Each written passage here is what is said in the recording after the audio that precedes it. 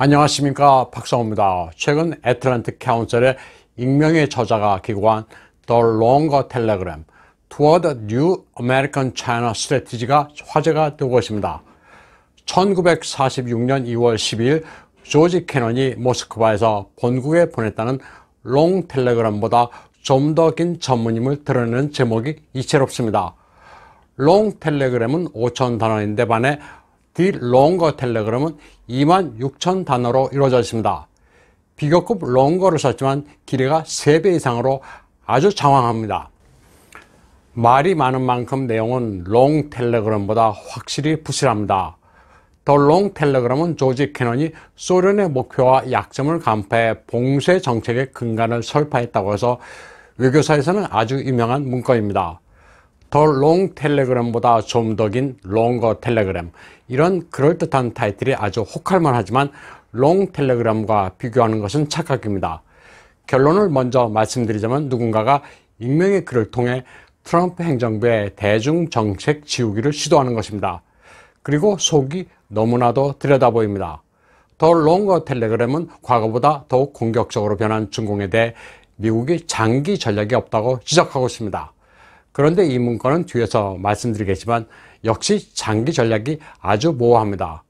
더 롱거 텔레그램은 과거 정책이 캐치프레이즈만 무성했을 뿐이라고 말하고 있습니다. 정치적 선언은 전략이 아니라고 단언하고 있습니다. 트럼프 행정부의 여러 대중 정책들을 은근히 비꼬고 있습니다. 저자는 NSA 멤버였던 맷 포틴저의 2018 US Strategic Framework for the Indo-Pacific과 2020년 대선 직후 나온 국무부 보고서가 결함이 있거나 완전하지 못하다고 지적하고 있습니다. 트럼프 행정부의 대중 정책은 공산당, CCP와 중국인을 구별해야 한다는 건데 더 롱거 텔레그램은 다른 견해를 제시하고 있습니다.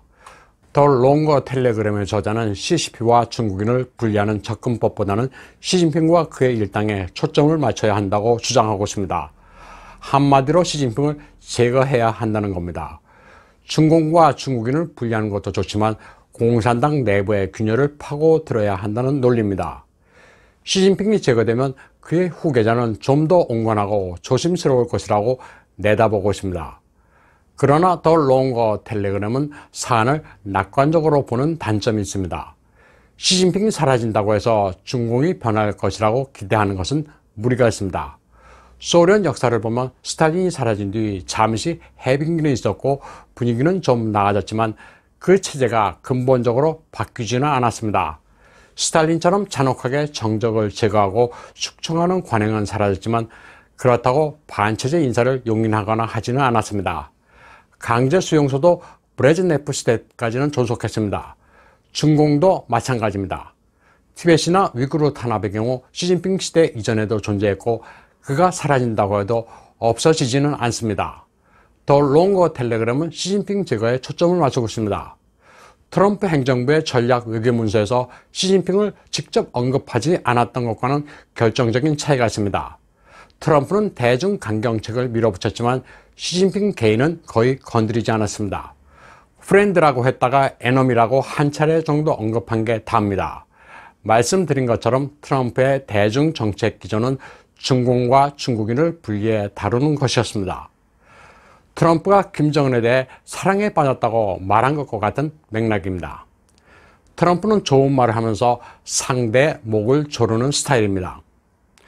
트럼프는 시진핑을 직접 말로 자극하지 않으면서 중공과 중국인을 구분해 대응하는 방식을 성공적으로 적용시켰습니다.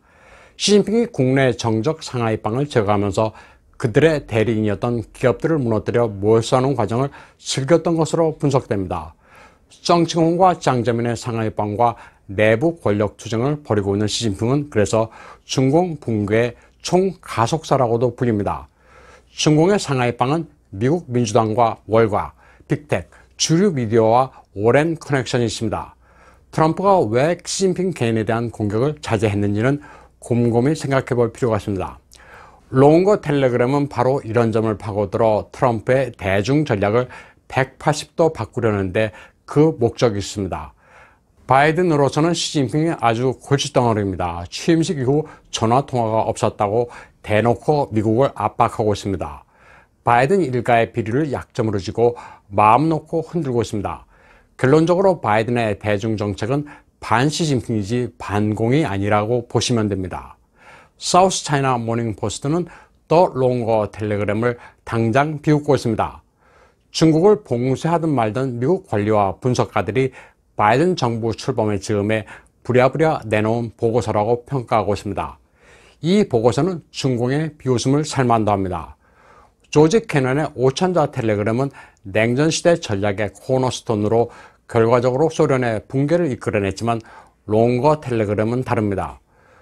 26,000자에 장황한 이 보고서는 2050년까지 30년을 시간 프레임으로 잡고 미국과 그 동맹국들은 지역적 그리고 세계적인 차원의 밸런스 오브 파워를 장악할 것이라고 적고 있습니다. 2050년은 시진핑이 위대한 중화 민족의 부흥을 통해 중국몽을 이뤄야 한다고 내세운 시한입니다.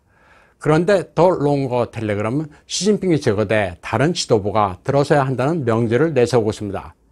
시진핑 말고 다른 중공 지도자가 미국이 주도하는 국제 질서에서 라이벌로 도전만 하지 않으면 된다는 좀 어리석은 전략을 제시하고 있습니다. 바이든은 미국 외교에서 중공이 가장 심각한 경쟁자라고 말했습니다. 시진핑만 사라지면 중공 체제와 잘 지낼 수 있다는 나이브한 속내를 드러낸 겁니다. 애틀랜틱 카운슬이 익명의 저자를 내세운 것도 굳이 그럴 필요가 있나 싶습니다. 누가 썼는지는 별로 중요하지 않습니다. 바이든 행정부의 주문 생산 문건이라는 게 너무나도 명백합니다. 애틀랜틱 카운슬은 더 롱거 텔레그램을 통찰력이 넘치는 굉장한 새 전략 페이퍼라고 자화자찬했습니다. 중공의 지정학적 전략을 제대로 이해할 수 있고 그 야심찬 도전을 바로잡을 수 있는 저작물이라고 선전했습니다. 더 롱거 텔레그램에 대한 미국 내 평가도 그다지 좋지는 않습니다.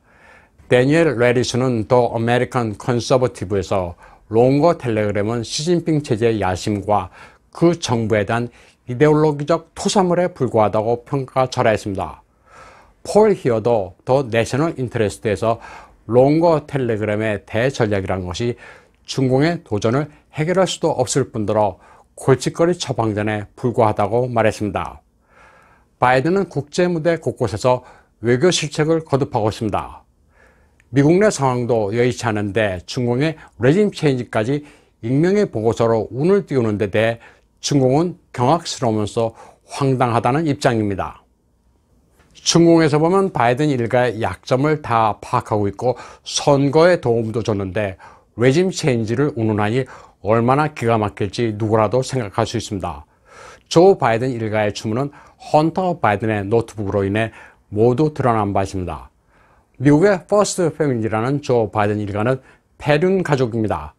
헌터는 형수와 진료와도 부적절한 관계를 맺고 마약을 하는 등 치매를 앓고 있는 바이든과 마찬가지로 제정신이 아닙니다.